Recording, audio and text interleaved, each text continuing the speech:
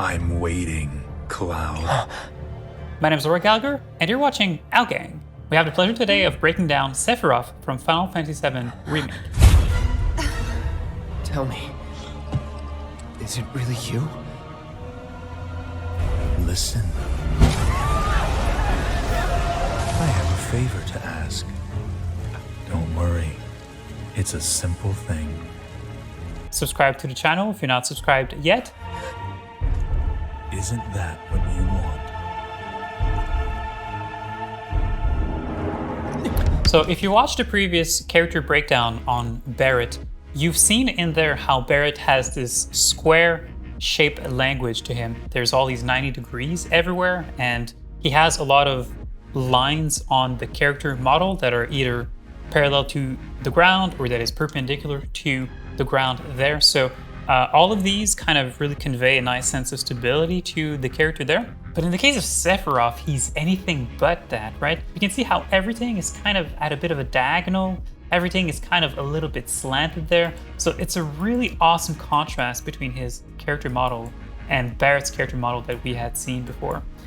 Even like in the little details, right? If we kind of zoom in here, all of these lines, they're either nice and curvy or they're kind of slightly slanted down, right? They've really made sure to avoid as much as possible having any lines that were either parallel to the ground or perpendicular to the ground.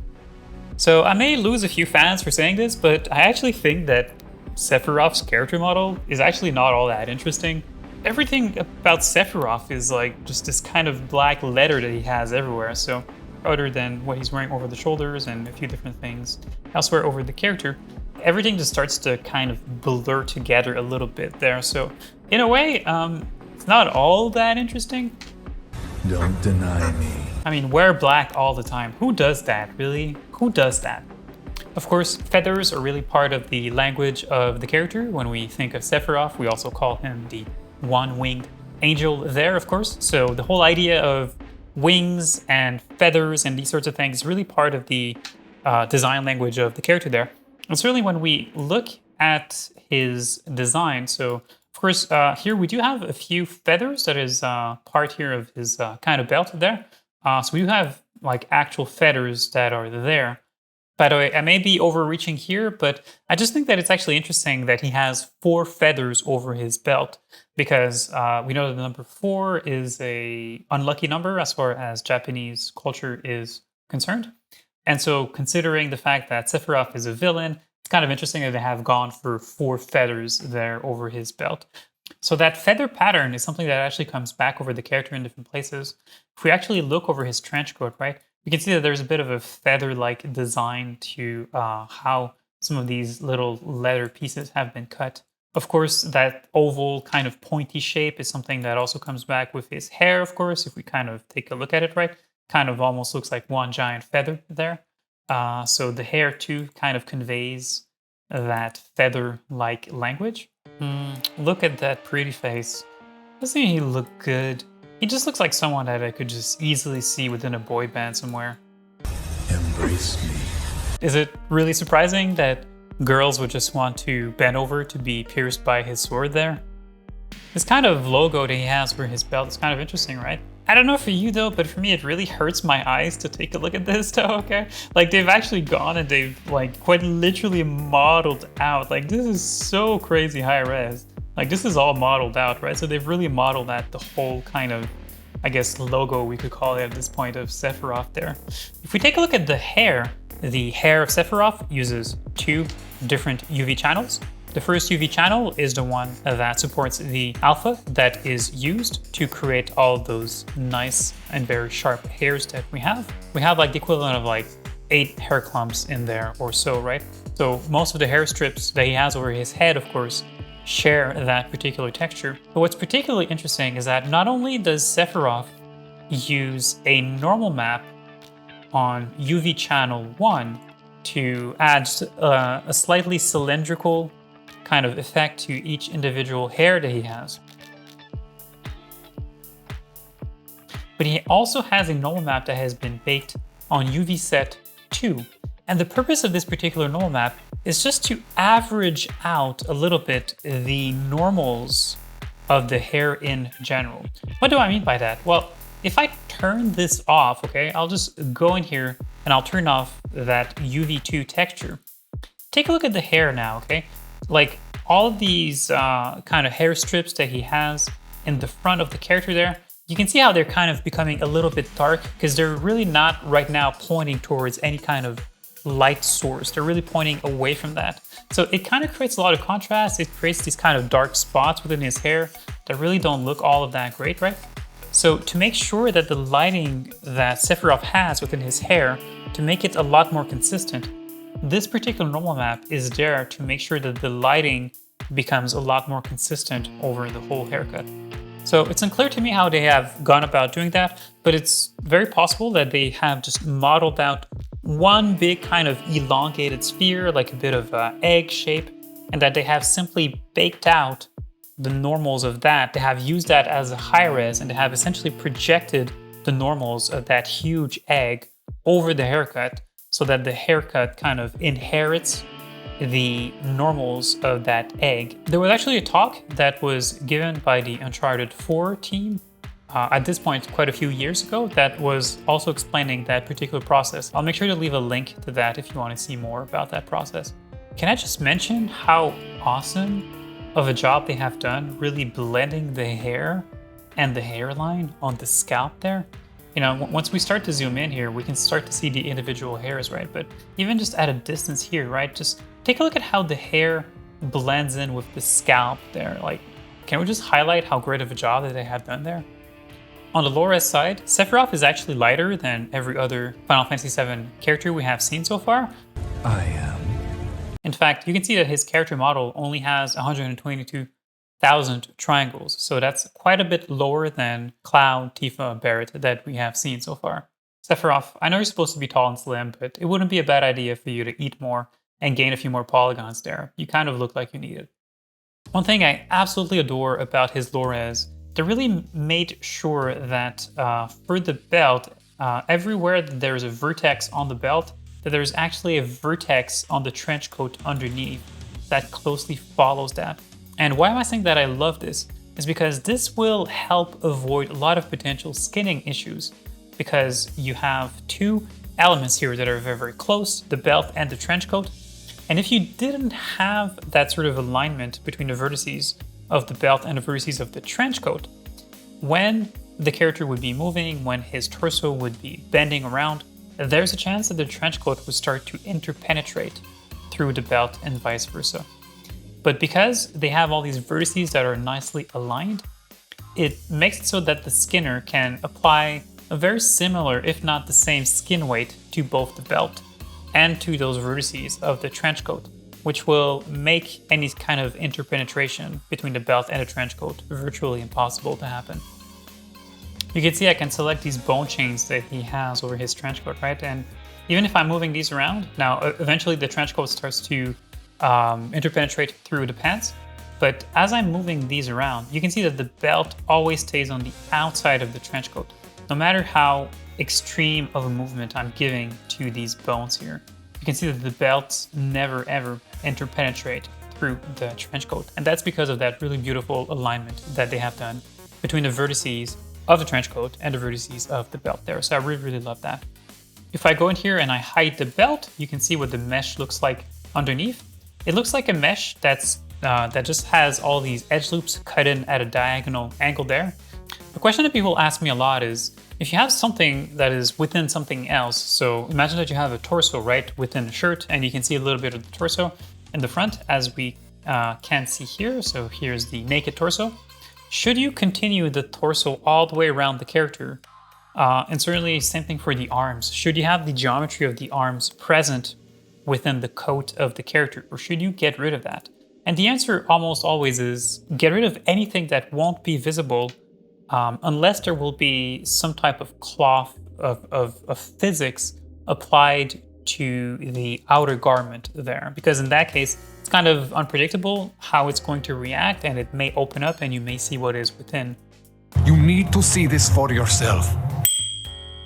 But the more that you don't necessarily have physics over something, there's really no advantage to keep all the geometry going all the way around the torso because it's just going to take polygons that will be unused and won't be visible in the end. From a texturing standpoint, Sephiroth uses two main textures over the character other than what is happening for the head and what is happening for the hair and the eyes there. We can see here that we have a texture or a texture set called body A and a texture set called body B. And over body B here, this is the texture set that is used over the pants, the belt, and some of the accessories that he has over the character there. And body A in this particular case is what is mostly used for the coat overall. So more or less you have the upper part of the character that is more or less using one texture, and then you have the bottom of the character that is using a second texture. Just like every other character we've seen so far, there is a higher texel density to the face of Sephiroth and certainly to the eyes as well. And from there, the texel density gradually decreases as we go down from the top of the character towards the bottom of the character. Interestingly, the pants seem to have a slightly higher texel density than the outside of the coat there, but I suspect that this has more to do with how they have separated out the textures, because he has one texture mostly for the pants and one texture mostly for the torso. Now this here is very, very interesting, okay? From a texturing standpoint, you can see here that he has textures called _M, and in this case, it's not M for metalness, but it's M for mask. These are masks where every channel here, so we have three channels, right? We have RGB within a texture. The three different channels are used for different purposes.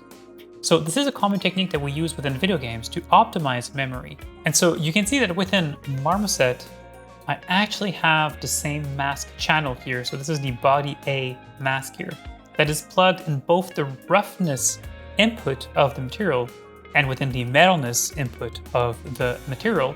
But in this case here, for the metalness, we are actually sampling only the red channel of the texture.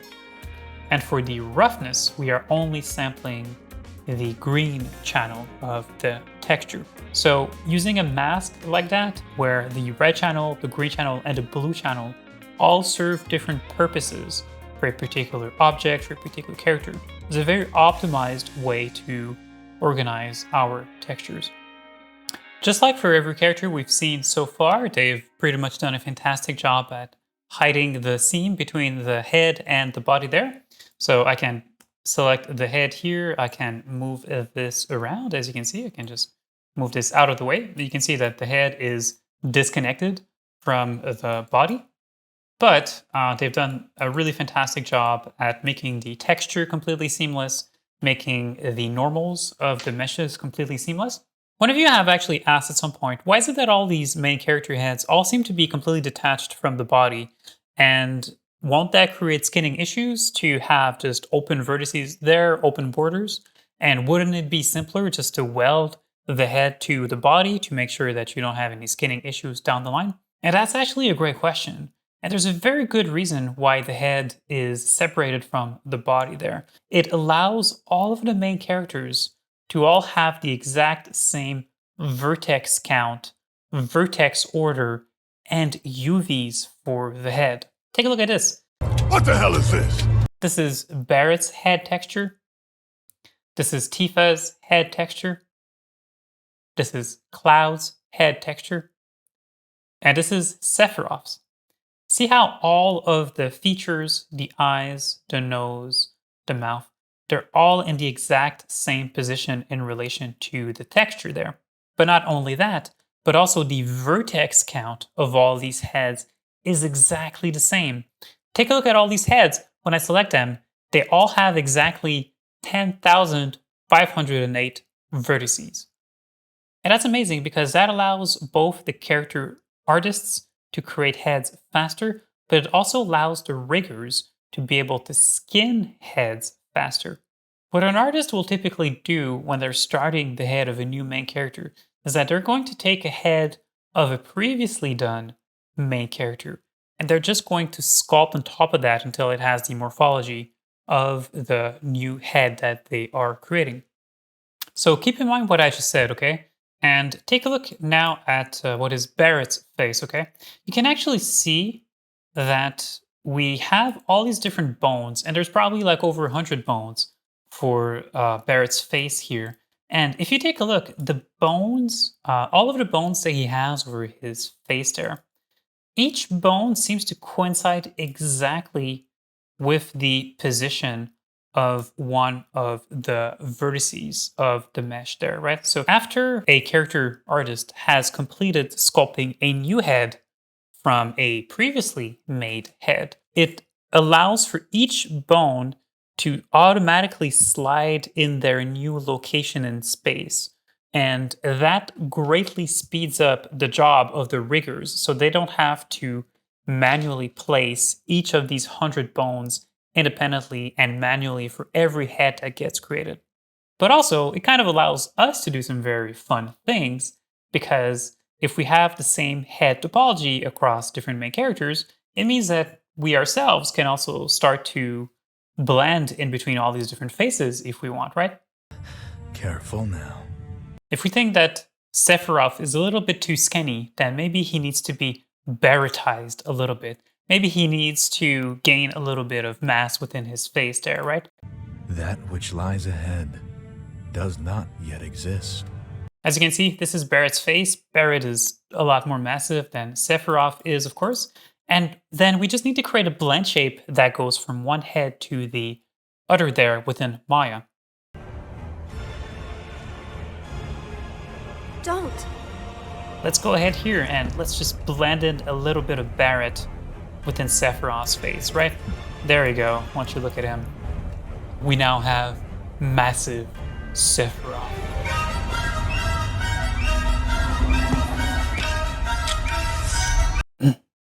By the way, have you ever wondered what the child of Cloud and Tifa would actually look like? We could easily do that using this particular technique. We could blend in between these different faces. Maybe I'll have a little bit of fun with that in a future video. Why don't we set that as a Patreon goal? If we can hit 50 Patreon supporters before the end of March 2022, I will go ahead and produce a video showing you what the child of Tifa and Cloud would look like.